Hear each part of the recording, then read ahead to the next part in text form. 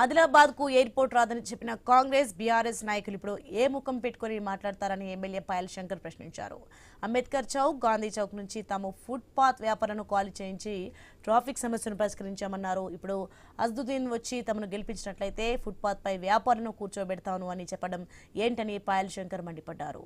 Adilabad municipality పరిధిలోని 24వ ward అభ్యర్థి గంటా జీవన్ కు మద్దతుగా ఎమ్మెల్యే పాయల్ శంకర్ ప్రచారం నిర్వహించారు. కాలనీలోని తాటిగూడ రామాలయంలో పూజలు నిర్వహించి ప్రచారం ప్రారంభించారు.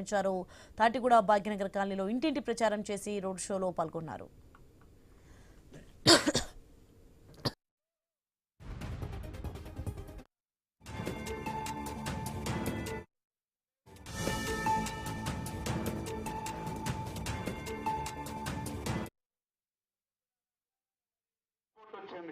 చాలా మంది అన్నారు ఏడికెళ్ళొస్తుంది ఎయిర్పోర్టు రాదు, ఇవన్నీ వట్టి మాటలే అన్నారు.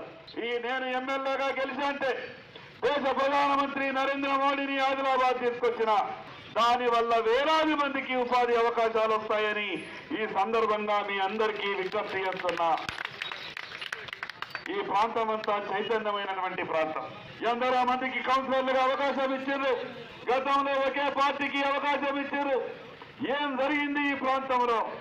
ఎవరికి లాభమైంది? ఎవరికి కావాలో వాళ్ళకు మాత్రమే అయింది తప్పితే ఓటేసినటువంటి ప్రజలకు ఏమీ కాలేదు. ఏమంటాడు?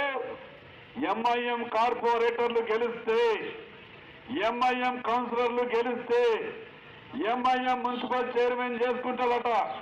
చేసుకొని అంబేద్కర్ చౌక్, గాంధీ చౌక్, శివాజీ చౌక్ లా ట్రాఫిక్ ఉండే కదా, అదంతా కూడా బండ్లు పెట్టుకొని నడవడానికి వీలు లేకుంటుండే కదా, అదంతా కూడా మనం తీసేస్తే ఆయన ఏమంటాడు? తిరిగి తీసుకొచ్చి పెడతాడట ఆదిలాబాద్ కు.